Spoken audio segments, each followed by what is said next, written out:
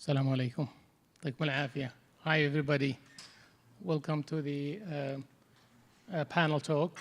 I'm pleased to introduce our guests tonight, Jan Friedman and Adam Kosharsky and Ahmed Harb.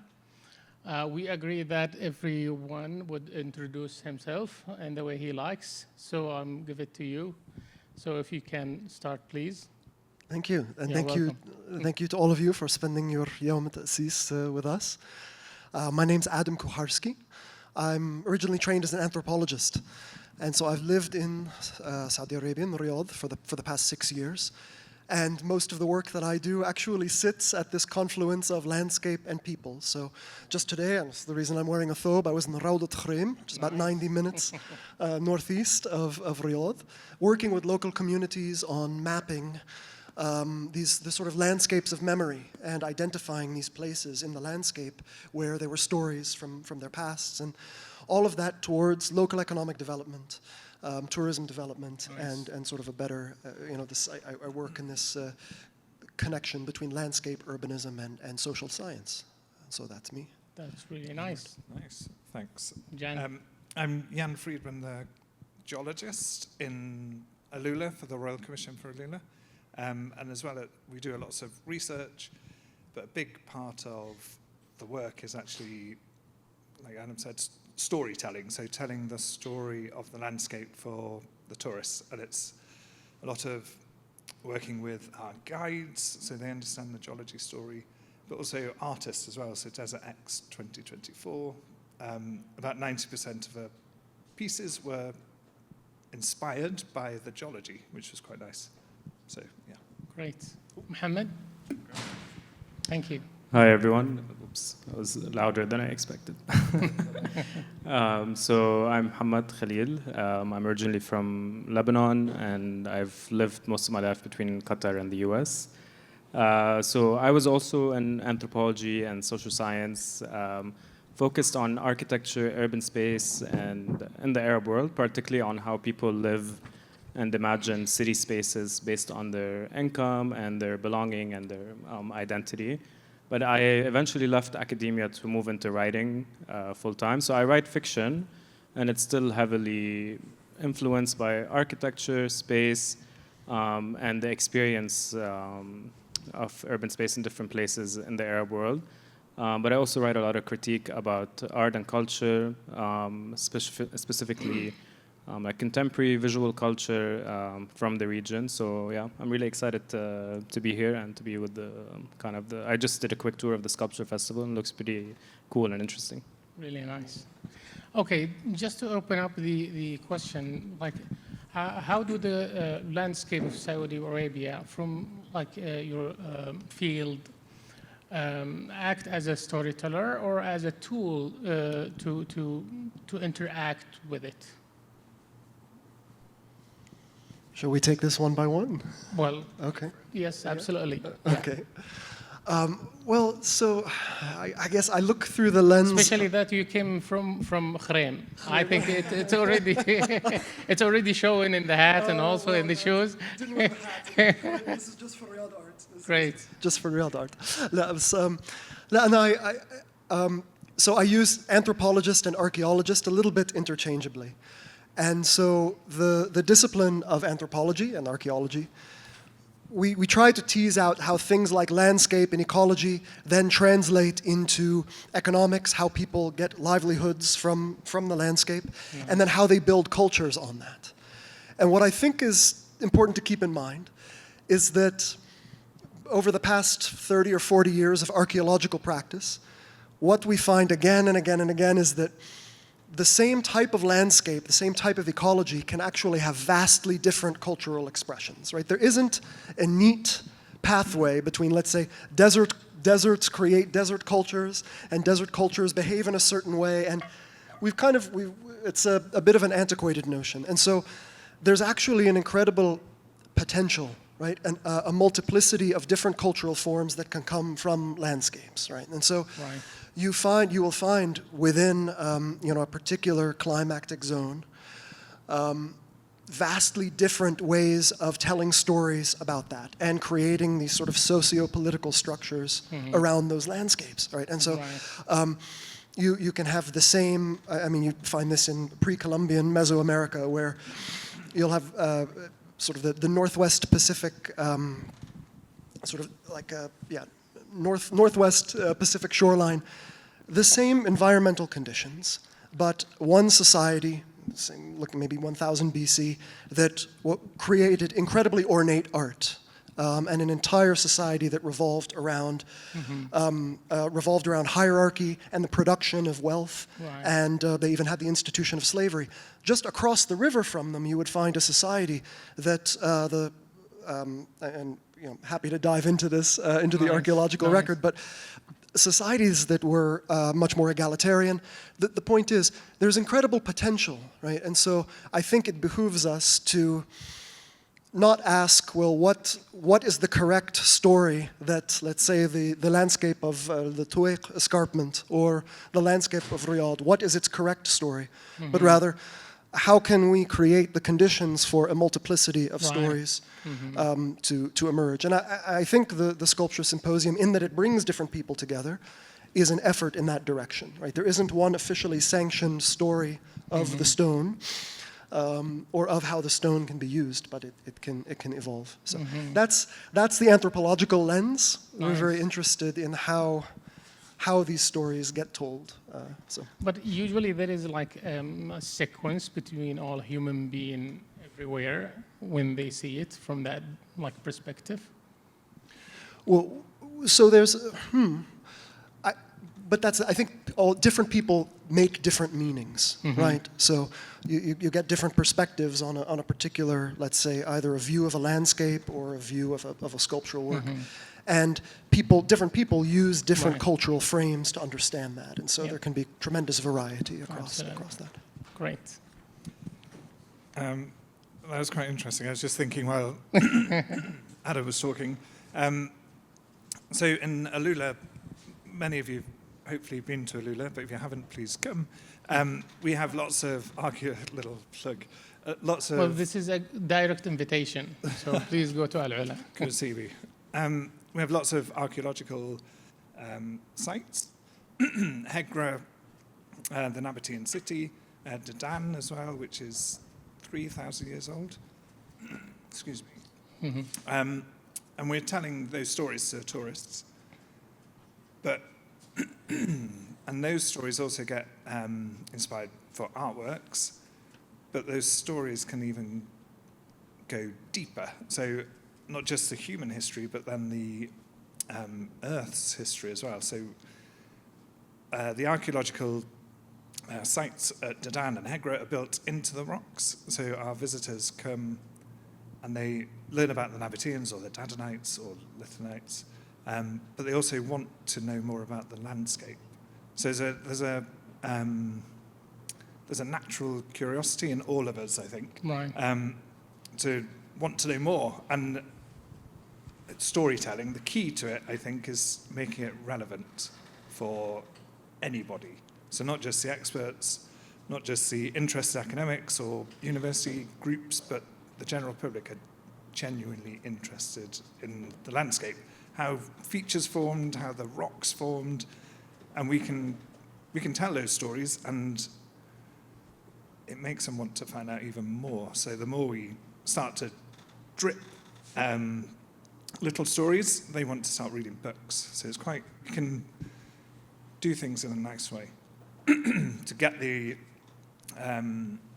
curiosity growing and growing, I think. And I think, just jumping on from Adam as well, everything is linked. So the human cultures settled or traveled through the landscape, but they use the landscape. They may have seen it differently to successive cultures, but they all use that landscape around them. And it's quite, so it opens up more like stories and thoughts and things. I don't know if you want to jump. Yeah. Cool. Great. Thank you. Thank you. Yeah, I think I'll just add on to some of my colleagues' contributions is that, I mean, landscape in the Arab world has historically always been very political, especially when it comes to photography and representation. Right. I mean, when we look at a lot of like paintings like Jerome and how the Arab world has traditionally been represented, it's always the same kind of color, like beige landscapes, very orientalist facades, certain way people are posing. So definitely the landscapes are powerful because they have a story in terms of how they're represented.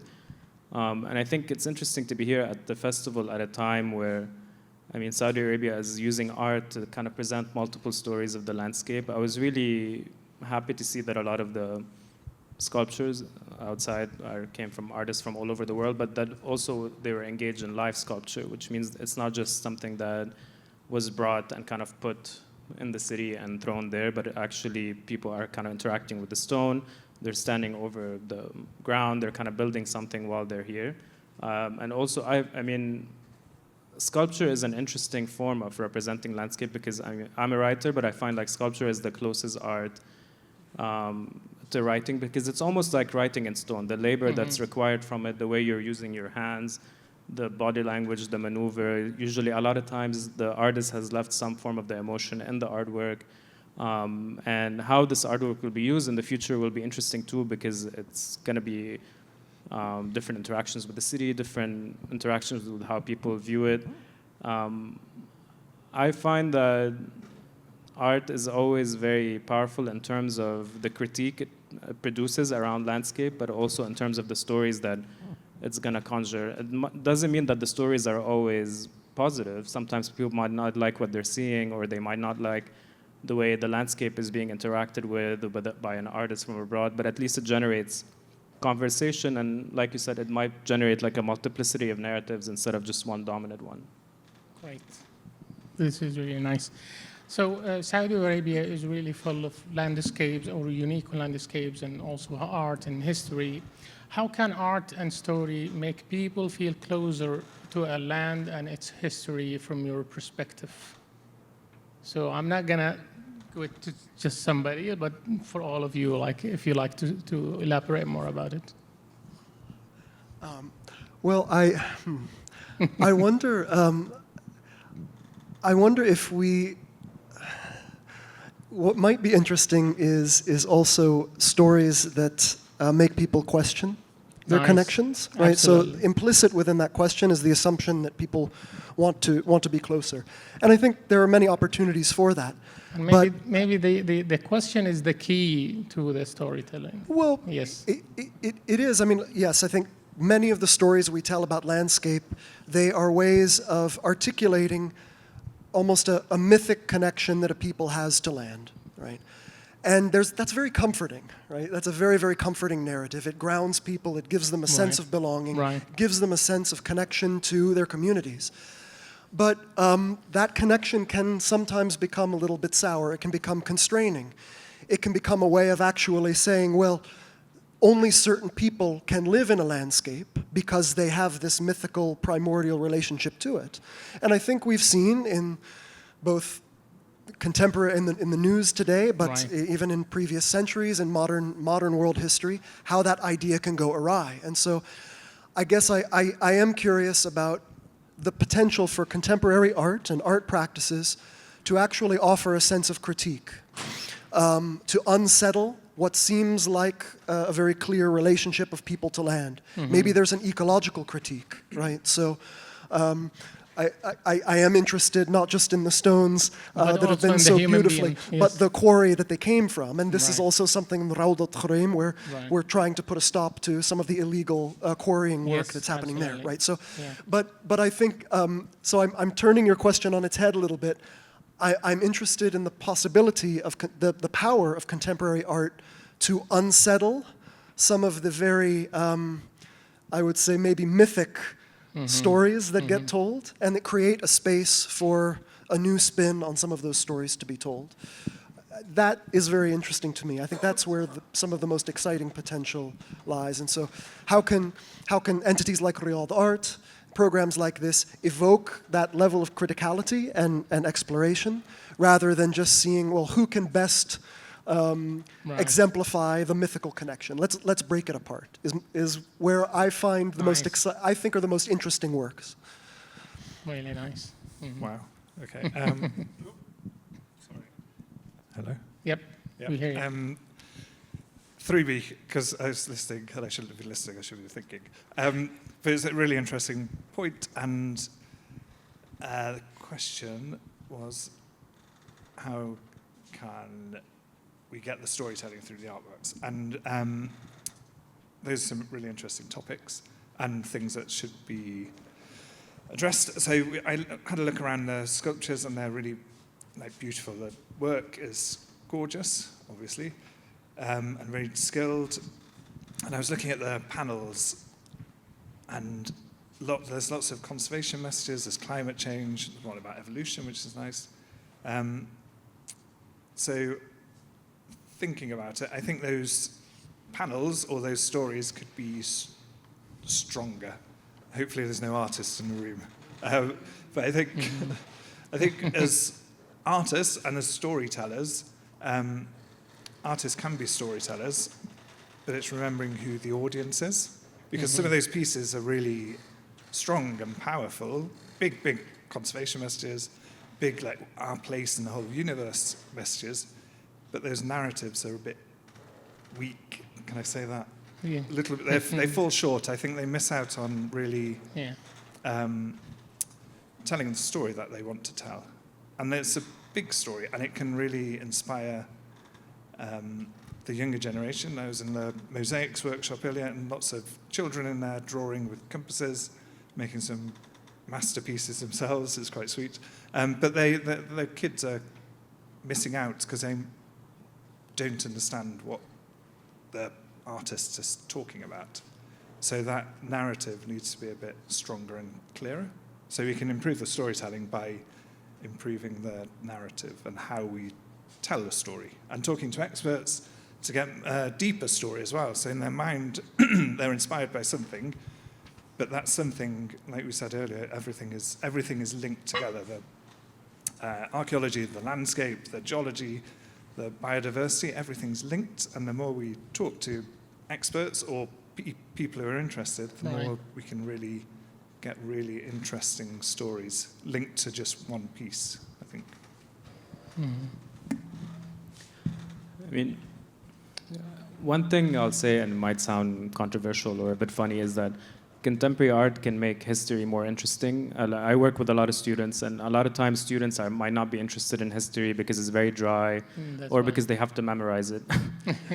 So at least especially now that we're at a time where a lot of contemporary art involves research and historical research into narratives, into ecology, into landscapes, into things as simple as granite, can make a public audience. There's a real opportunity for someone to come here and get excited about their own history, or the urban history of their city, or the larger history of the kingdom, or even the relationship to the outside world. Because when you're seeing people coming in from all over the world to kind of view artwork in your own city, you might start asking a question on, what does this mean in the larger picture of where I am? I think where it can get tricky, kind of like what both of you said, is art is always concerned with the question of belonging, you know, and like identity in particular. And I think from both, from the artist and also from the audience. So there's always going to be the issue where, okay, this artwork doesn't really represent me. I don't feel that I belong with this larger meta-narrative. I feel alienated from it. Or a lot of times it might speak to a specific elite class, you know, like either cultural elite or financial elite.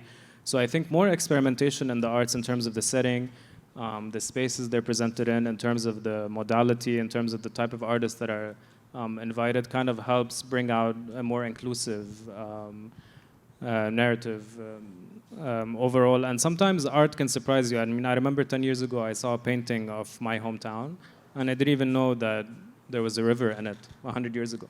And that's like, it taught me something historically about pollution and the ecology, but also about the fact that, well, why did my parents never mention that there was a river in the area that we lived in? Maybe they just wanted to block it out. But I found out through a painting in a museum that was from the 1920s. So, yeah. Right. Landscape are often described as having voice. So how do you listen to the voices from your perspective?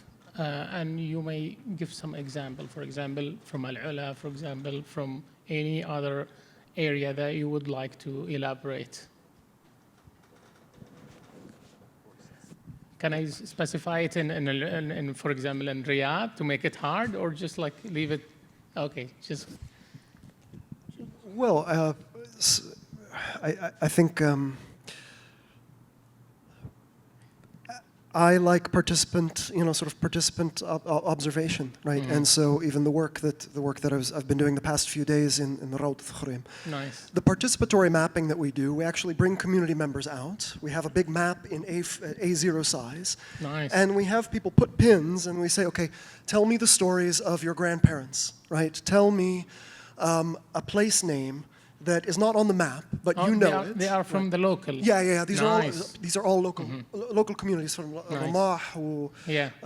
Ghayana, I think is the name of the other town. Sbi', most of the. Yeah. And so, for me, I like anthropology has entire methodologies Yes. around how we get these voices out, right? Absolutely. And how one Do of you them, have experts? well, something like that. What I mean, expert about the language. Well, Yeah. and so we create these composite maps Yeah. where here are a series of sort of ecological observations or people's mental maps of place, and they put their pins, and Nice. green pins. Nice. And then we'll do a map which is more about archaeology and history. And sometimes you'll just get wild ones where like, this is where we had the first picnic with my second wife. And it's just like these personal, almost intimate geographies of place. Nice. But you can start to pull this out, and then if you're, let's say, a nature reserve, because the entire area of Rawd al-Khuraym Yes. is now within Imam Abdul Aziz Yes. bin Mohammed al-Mahmiyya, Yeah. the reserve, that becomes an important way of zoning land uses Yes. and orchestrating human activity in a way that honors those stories, gives space for them to emerge or to be preserved, but then also balances that with conservation imperatives and with all the things we need to do to make sure that these landscapes flourish and are not overgrazed or otherwise degraded, right? So, I mean, listening to the voices. For me, it's listening to people's voices, and you'd be surprised how effective a data set like that can be when you're thinking about local economic development, when you're creating Nice. a tourism zone, or all of the different things that the kingdom now is using to preserve and celebrate its places. These voices, there are methodologies to capture these voices. So that's what I'm interested in. Nice. Nice. I should not go second, I think. So it's really good point about those oral histories, those local historic stories of landscape. So in Alula and all across Saudi, all across the kingdom, they're beautiful rock formations, and historically people have used them as meeting places, or as some in one of our nature reserves, a gateway where local tribes met. And those stories are really important to keep so they're not lost forever, because some of the stories also have folklore attached to them, or even just like you said, a picnic. That's where they met every Sunday for a picnic, or Saturday. But also for the tourists who come here, they see the landscape and they do see these oddly shaped features, and that sometimes creates images of an animal. So Elephant Rock, for example, there's one that looks like a giant frog, which is quite cool. And then they start to ask questions. So all of these stories that people ask all link back to the stories that we can tell. So from someone looking at a rock that looks like an elephant, we can then talk about weathering, then talk about the geological history, how that rock got there, where it was 500 million years ago. And then as well, it goes all the way around, and it gives people a sense of place. So we live on a planet. I think often, especially in a huge city like Riyadh, where we're busy all the time, we often forget we live on a planet. And we live on a planet in a solar system, in a galaxy, in a universe. It's incredible. We live on a planet, and we can remind people that we live on a planet through the stories the rocks have to say. Even the sculptures outside, someone said granite, lots and lots of granite, but also lots of basalt. And basalt's one of the most abundant rocks on the planet, and it's what forms our very oceans. So we can talk about the huge processes, powerful processes of our planet, and then bring that link back that we are living on this planet. And I think we often forget we live on a planet. So it's, yeah. Nice.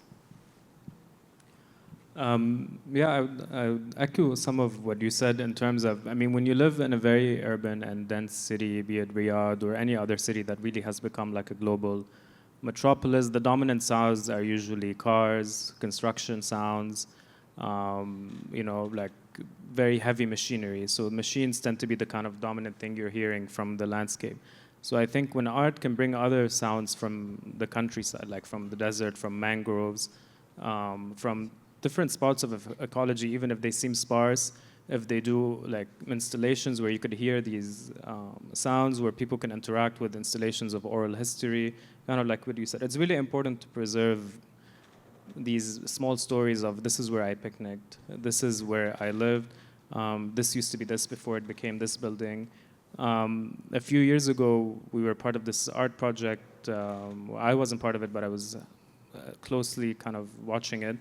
That looked at the concept of like inhaling and exhaling while walking through the desert out loud, and it was tracing migratory routes that historically were there, while focusing on something as small as the breath, which is in a way not very small. Now that I say it, it sounds kind of ironic, but it's again like what you said. It's about living in a planet instead of living in just in a city, where so when I look at art in relation to voice and ecology, I like looking at like or understand like dominant sounds versus like non-dominant sounds, you know.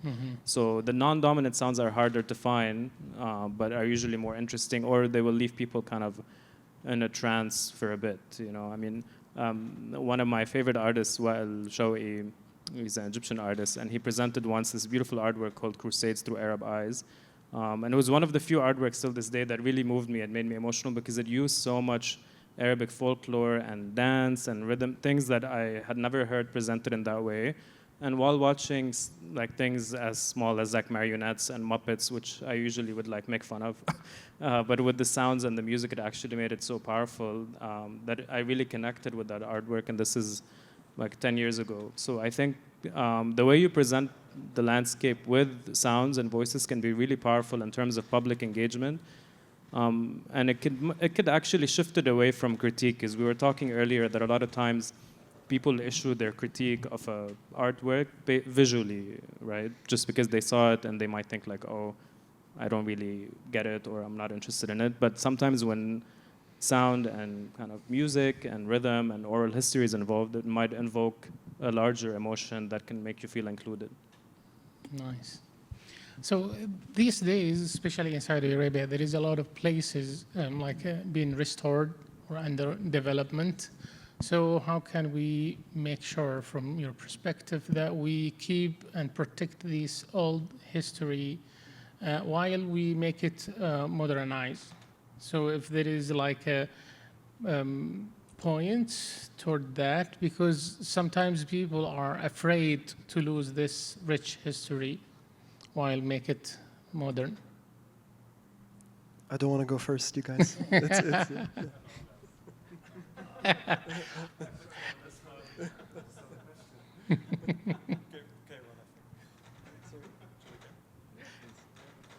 Yeah. Repeat. Yeah. These days here, especially in Saudi Arabia, we often see or hear some city and some places under the development and restored. So how can we make sure we keep the old history while we make it in a modern way? Linking it to art? It doesn't have to be in art, but at least, well, it's an art in itself, to be honest, because it's with the history, make it a little bit more to art, but at least it's a history and also a landscape? Oh, good question. It's got us all thinking. So in Ahlulah, really rich old heritage, beautiful heritage sites.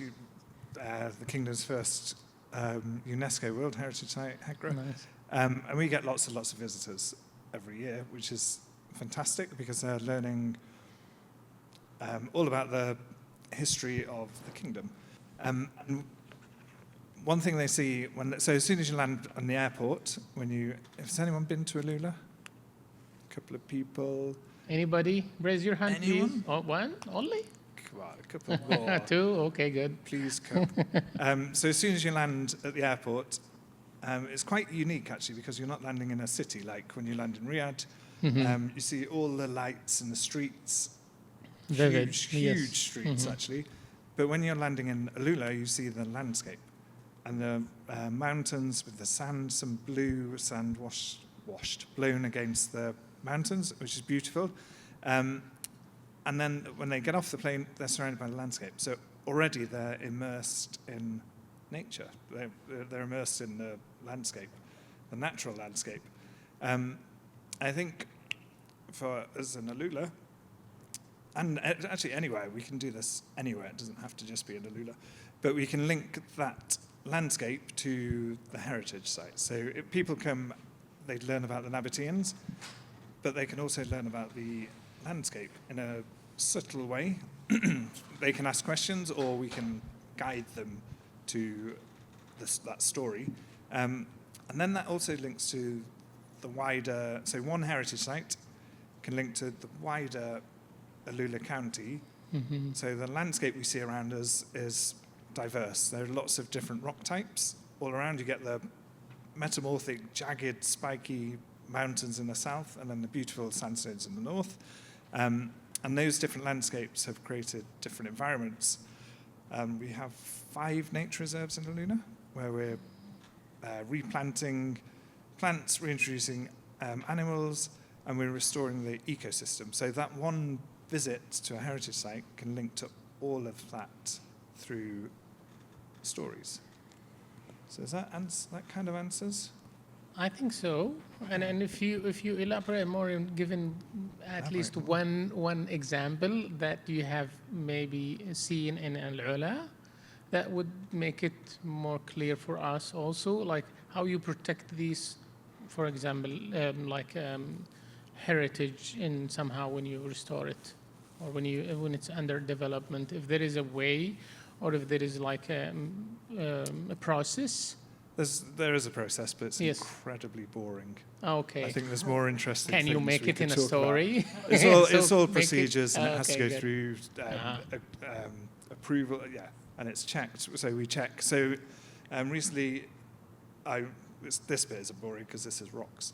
Recently, we're just starting to get the landscape and key rock sites. So if we have fossils, for example, we protect them. They're on a system, so any development has to go through that system and check. If it's flagged as fossils, then they can't build. Okay. So we have the systems in place. But for visitors and local communities in Ahlulah, the wider story of the whole county is what helps protect and getting that message out. So some of the sculptures had some conservation messages, and we worked with Desert X 2024. So lots of artists came and they wanted to be inspired, and it's so easy to be inspired by the landscape in Ahlulah. And about 90% of the artists were inspired by the geology, and they trained. We trained guides to take visitors around, and we could tell that whole story. So from that artwork, linking to the landscape, linking to the conservation work and the nature reserves. So it's a big.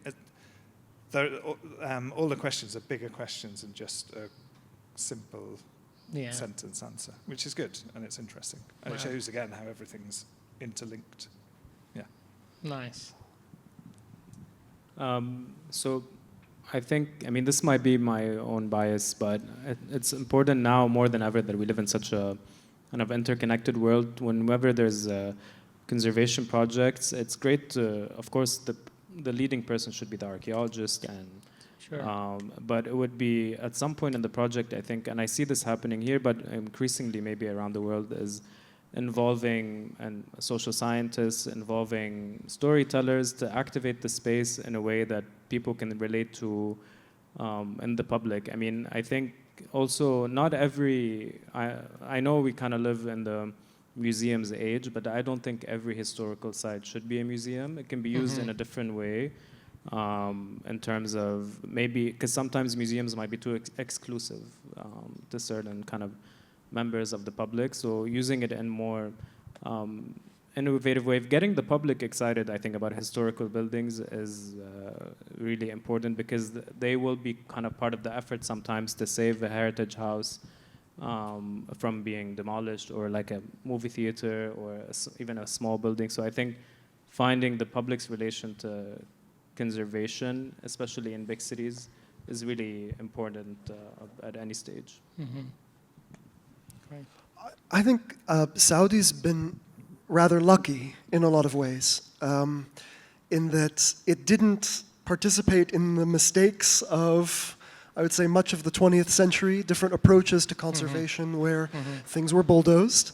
I mean, things were bulldozed. So if we think about the mud brick in central Riyadh, obviously mistakes were made. Yes. But you don't see the degree. I mean, the fact that Al-Ula can be what it is, because it was, for a very long time, it was prohibited to visit. There were the closedness of the kingdom actually proved to be an asset now, right? So you're starting off from a very strong position, right?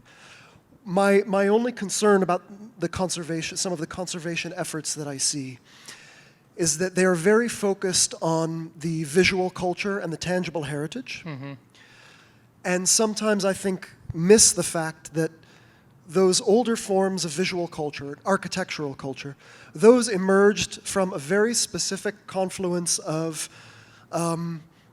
economic imperatives, the way people lived, the materials they had at hand. And in a lot of cases, those things don't exist anymore. And so if we say, okay, we're going to bring mud brick back to central Riyadh, you need an entire supply chain in place to make that happen. And you need people maintaining them regularly, because it's a inherently rather fragile tectonic architectural form. Now, that's, it's one thing to publish building codes which say, okay, this is what we're going to have in central Riyadh, because, and very elegantly constructed building codes, but you need that entire value chain underpinning it. And without that, a lot of this stuff is really, it's really difficult to make it happen. And so I think the step forward, it's twofold. One, be able to let go things where the underlying socioeconomic reality is just completely gone. If you're preserving there are certain forms of vestiges of culture which, when you completely sever them from that socioeconomic reality, you're left with only the vestiges of it. It's worth keeping them, let's document them, but understand that they may have passed. Now, that's one, you know, so you need to assess what has really essentially gone extinct. But then, what can we still preserve by reinvesting in these different supply chains, right? And so where can we actually, if we're talking about handicrafts, can we actually build every step of that value chain, of the supply chain, that enables those handicrafts to be done well, you know, to be done in a way that honors the past, right? And so there's I think as much as you need the geologist, you need the architect, and you need the archaeologist, you need an economist as well. Absolutely. Who's able to tease out, okay, do we actually have the human activity that will sustain this thing that we want to preserve? Because if you don't, you're just left with these shells that people don't live in because they're not connected to our economic lives anymore. And so that's the dance we have to do. I think really nice. Saudi's very good at the technical preservation. The economics is where I think the next generation of focus may need to be. Well, it's really interesting, and like I would ask you especially about this, like since Saudi Arabia right now are building new cities, so how can we make sure these new cities feel connected with this like history and this culture? Which cities in particular do you have in mind? Yeah, well, there is quite few. I know Al-Murabba, for example, they are trying to at least link it with the Al-Murabba here. So I think you live in Al-Murabba, so I think you have some maybe connection with to Al-Murabba, right? Or maybe even in Neom, for example. Yeah. Or الدرعية. But you know, Yeah. there is a vivid one in الدرعية. Yeah. Yeah. Well, look, I can maybe I'll maybe speak to this just because I work on some of these projects in different Okay. capacities. Okay. How do you create a history in a new city? I don't know that you can, right? So is that the question? It's not to connect, like create a history, but at least make it feel connected. I don't know that it's always possible, right? I think it's going to be an uphill battle for a place like Neom, right? What you can say is that particularly places like, let's say, Qiddiya, right, which is Yes. actually becoming a neighborhood, right? Qiddiya began as just essentially a recreational and like it was a giant Six Flags, you know, it's a giant recreational park. It is now an actual population node in the city of Riyadh. It's part of the city strategy. Over time, that will build. It will have its own history, right? Some of the historic districts of the city of Riyadh were the frontier suburbs of their time. So, I don't know. I think have the confidence that these new places, when you give them enough time, give them a few generations, that history will emerge. You don't necessarily have to work so hard to impose a history on them. Celebrate what you have, understand that there are expansion areas around a city, and yeah, over time they will take on a character of their own. Don't force on them Yes, absolutely. this kind of branded history. Let them become in their own right. I don't know, I'm just thinking to my time in Cairo. I lived in a place called Garden City, which is a beautiful, just an incredibly character-rich, beautiful part of the city. Once upon a time, it was this speculative real estate product, right? It was just on the Nile, and it was where all these villas were built. Eventually, they got subdivided, and now it's become its own. So let places unfold. Don't worry too much about the branding and trying to create this sort of elaborate place-making narrative. That's just my experience from working on some of these big projects. It's a tough question. I think. I'm It's a tough sorry. one. No, a good one, Yeah. but a tough one to resolve. Yeah, absolutely. It is. But honestly, there is this conversation about it. Do we have to make everything look alike? Or it should have this like uniqueness of each city alone, even though like we like sometimes the connection, but somehow give it its uniqueness. No, it is a good question, and Alula, for example, is probably a nice example of how, because it's a city set in the landscape. So wherever you are, anywhere you are in the Alula, you see the landscape, you see the rock formations all around you. So it's a part of where people are living, and it's been a part of where people have been living for thousands of years. And that's represented in the ancient civilizations that have been there as well. And we have as well old mud brick houses in Alula set within beautiful sandstone ridges. And then I think it's in the 1980s, they built a new town in central Alula, they call it. So but that architecture is very different to obviously the older architecture, but it still fits within the landscape. So we have rules where you can't build a building higher than 2 or 3 Three stories, I think. floors. Mhm. So everywhere you go, you can still see that landscape. So no matter where you are, you know you're in Alula. It's quite Yes. a unique place, and it's the only place I've been in the world where you do step off the plane and you're just immersed in the landscape around you, and it's quite rare actually, and it's quite unique. So it does give it that unique branding as well. But it's difficult. It's difficult Yeah. for bigger cities as well, because as they expand, you kind of lose that link to nature or to the landscape as well. Sort of. And also you want to protect that uniqueness, right? Yeah. Yeah, and that's what Alula's in quite a good position, because it's relatively new. 2018 it first started, so we're relatively new, so it's quite good. We're in a good position to keep that uniqueness, I think. Nice. I mean, I liked your question about does everything have to look the same? I don't think so, to be honest. I think I understand that it makes things easier because it helps kind of have like a national aesthetic.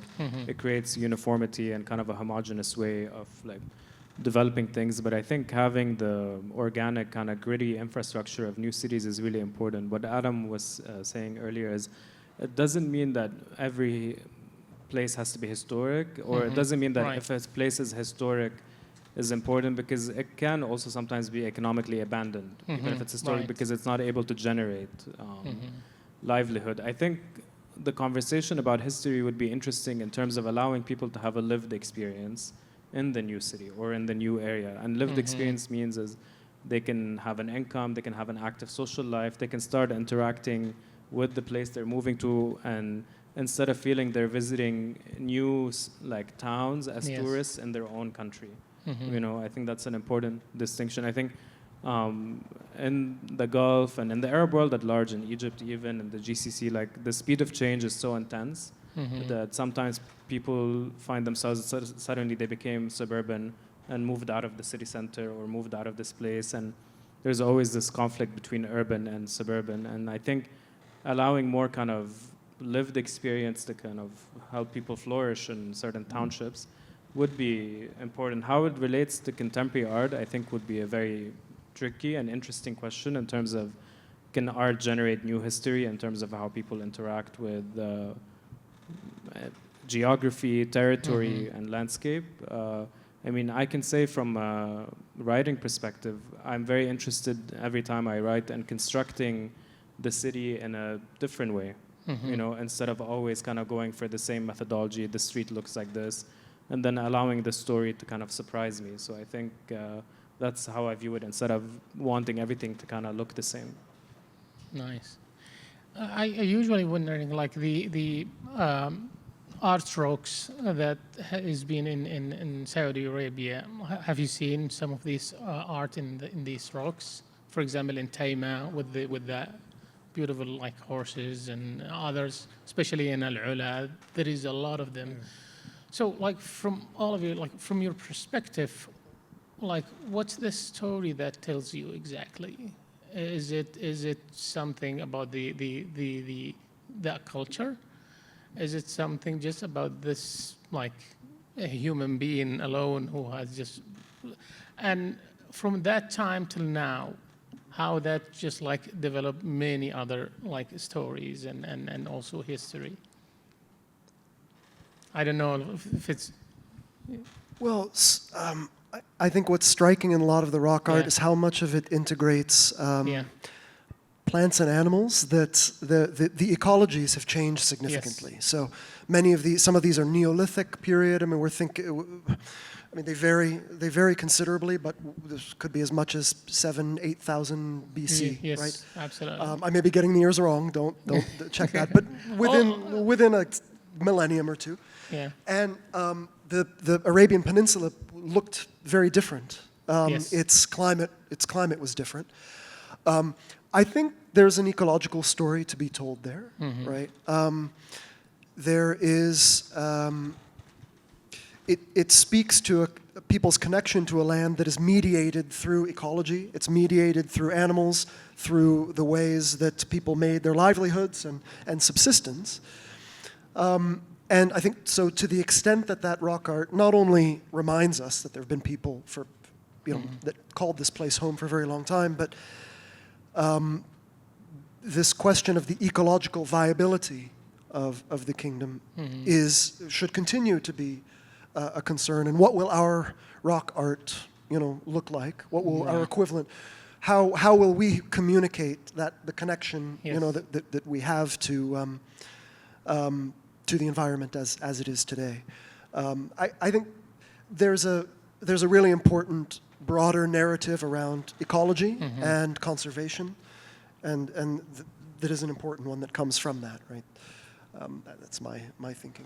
What I think makes those pieces very special. Absolutely nice. Have many people seen the rock art across the kingdom? So it's beautiful, and it does go back to about 8,000 years, probably a little bit older, and exactly that depicts the animals that people saw in the environment all those years ago. And there's, I think there's a type of buffalo from Africa that came around 8,000 years ago, and it shows different types of climates, again, so slightly wetter climates. And there's also species that were around and we would be flabbergasted to see. So there's all across the kingdom, and particularly in Ahlulah, there's ostriches, like hundreds of ostriches carved into the rock face. And there were ostriches here in the kingdom only until, I think, relatively recently, 1960s or 70s. Yes, 60s, so quite recently.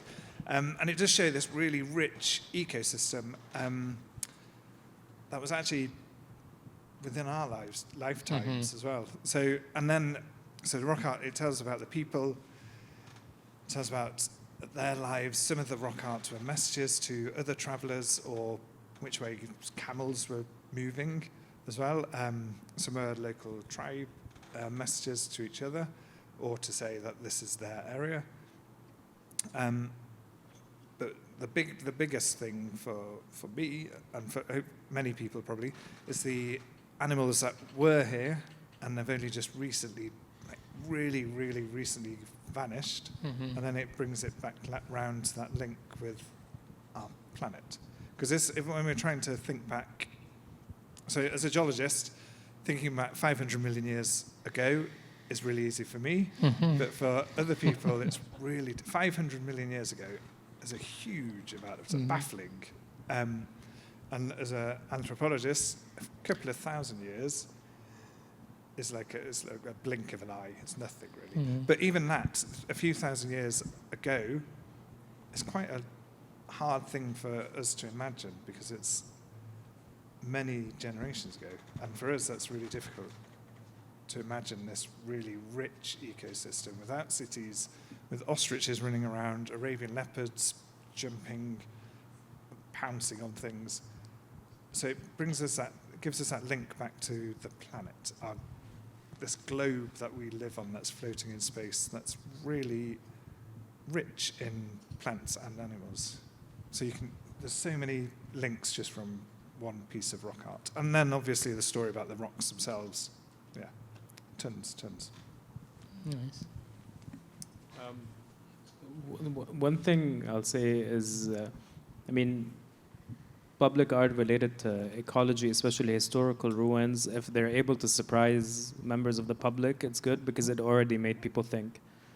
So when you're surprised about like certain species, food, grains, modes of transport, ecology, landscape, it means you kind of had this aha, natural human moment, like, wow, things haven't always been like this, and actually they haven't been like this only fairly recently, kind of like what you said. But to give it a plot twist, is we were talking about kind of like from the geology perspective, millions of years, a few thousand years. With fiction, what if we take it to the future? What would rock art look like? Like 100 years from now, what would you be carving in stone to say this is what we ate, this is what we used? Will it look very homogeneous because everything has become like kind of within the same narrative? Would it surprise future generations, because we don't know how the future is going to look like, right? We're kind of speculating on it now. But I think it could be an interesting continuation of it to kind of do like, this is rock art 100 years from now. You know what I mean? This, like, in terms of, and then putting them next to each other and seeing what the results would be like. That's very nice.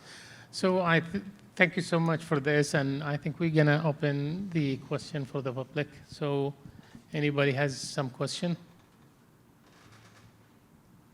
Can I ask a question? Yes, to sure. Jan? So yeah, I always have the sneaking suspicion, or anthropologists have the suspicion that the geologists are laughing at them because we get very excited about a few thousand years. You know, human history as we know it is in the tens of thousands of years. Homo sapiens as a distinct creatures, maybe 120, 150, depends who you ask. These are blinks of an eye. So I guess what does it's a very different set of stories, right? Thinking about stories that unfold over millions of years. What would it look like for us all to be a little bit more literate, sort of geologically literate, like being able to decode these stories? What are the tools we might need, and what are some of those stories like? You know, like I'm curious about this. Thanks. We didn't plan that. So I think it's difficult because I studied geology, I studied the formation of the Earth.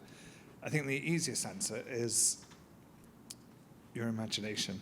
You have to really open up your mind to enormous processes. So you're probably familiar with a few geological terms, but plate tectonics, so the surface of the Earth sits on top of plates that are slowly moving at about the rate our fingernails grow. But that's incredibly difficult to imagine. We're standing at the minute, we're slowly shifting, I don't know where we are, but we're slowly shifting eastwards as the Red Sea is opening. So we're floating on kind of caramel thick rock. So it's not solid rock, it's not fluid rock, but it's like caramel thick. We're floating on that, slowly shifting. And that's a tricky thing to imagine, and tricky thing to get your head around as well, especially for many people when geology is such a new thing. But then I think some of the things like the sculptures can bridge that gap. So art and science shouldn't be separate. Right. So we can work closer together to Absolutely. bring the links together, and the art can inspire the science, or the science can inspire the art. But the best thing is imagination, and also reading well-written, for example, blog posts on LinkedIn, bit of self-promotion, reading people who can tell those stories in a way that is almost relevant, so people can visualize what they're talking about. So instead of talking about massive fault escarpments, you can talk about two cookies pushed together, rub them. What happens when you rub two cookies together? It crumbles in the middle. So that's similar to rocks being pushed up. So you can use analogies, relevant analogies that people do in their everyday lives, and then it gets the imagination going. But it's a big topic. Nice. Yeah. Thank you. Thanks. I think we have a question here. Could we connect or make a connection between a geohistory of an area being built, for example, in the middle of a desert? We are building a new city. Could we, in that middle of the desert, we find, for example, a fossil of a whale? It's a desert, and we find on it a fossil of a whale. Could we connect that as a history of that new city that wasn't there before?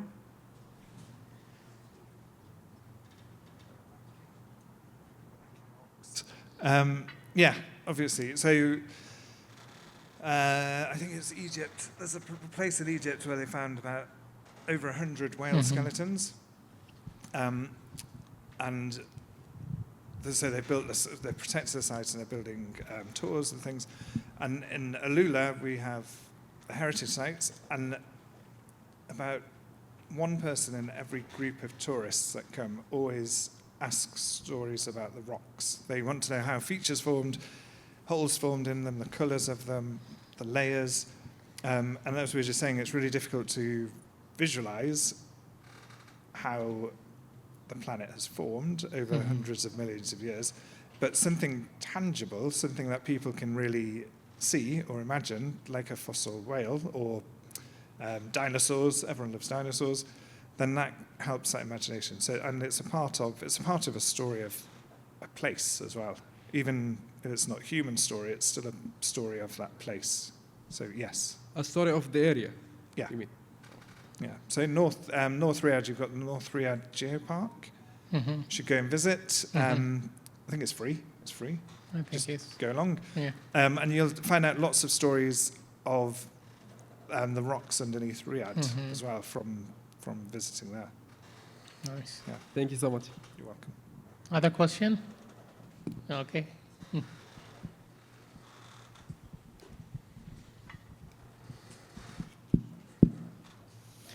Okay, it's not a big question, it's just a very small question. So I'm just thinking, like with Saudi at the moment, with modernizing everything and taking from many different cultures, and we already have a lot of culture in here.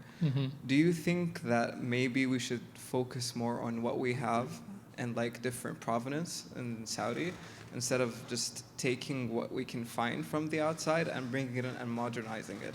It's good to modernize, which is actually a nice thing, but sometimes I feel it takes away from the personality of the city or the town or where you are at the moment.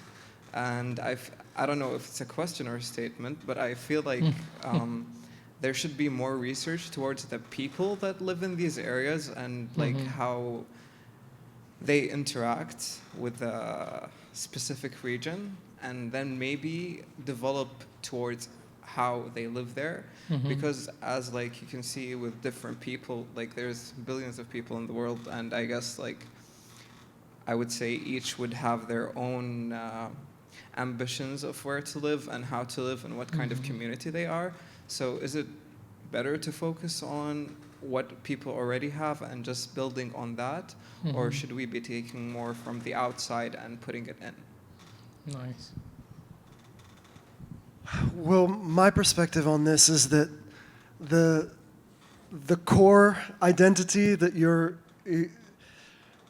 interested in, right? That core local identity itself is a pastiche and mixture of things, right? So I think I'm always hesitant to romanticize a kind of timeless connection and timeless identity when it's actually, you've had different populations that have moved from different places, and all languages are a mixture of other languages in some degree or another.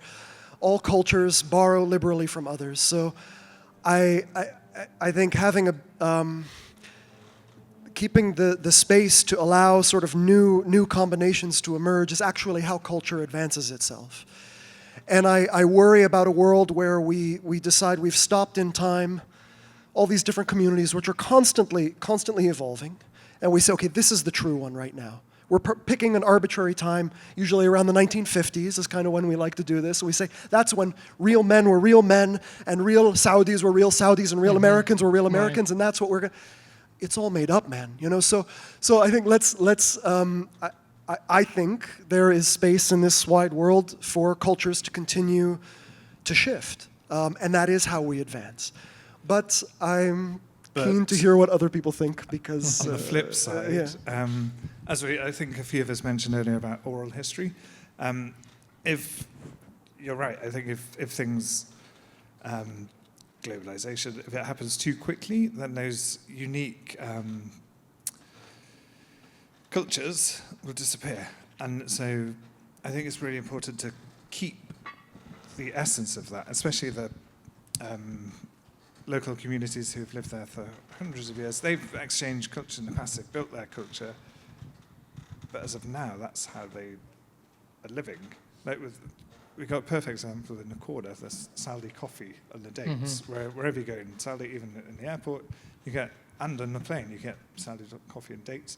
And I think it's sad if there's a danger of losing that unique culture. So we have to move towards the future as we naturally do by aging, but we also have to keep those uniqueness to a place. And also, as a visitor, I think someone said earlier, local people in the kingdom don't want to go to another place that's exactly the same. And you don't. You want to go on holiday or on vacation or remote work somewhere that is a bit different. And I think there's nothing wrong with that. I think it's quite nice. Every town, Neom or Alula or the Red Sea or other places, Riyadh, even Jeddah, Dammam, they all have their own unique histories and unique stories that we can tell, and we should try and keep them as much as we can, I think. Right. Can I follow up with something? Yeah, please. Sorry. With the idea of modernizing, but I'm like with also the idea of keeping the traditions, like as you said with the dates and that stuff.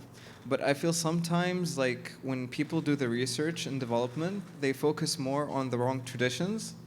They focus on like the Saudi culture in general, but not the culture of the provenance or the place that they're developing.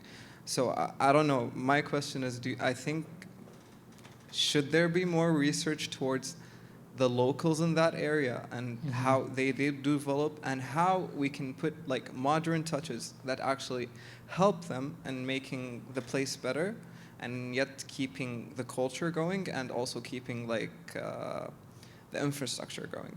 Of course, there's always ways to develop, and of course, it's good to modernize. It's good to take from every other culture because no culture is actually just one. They've all taken from the rest of the world.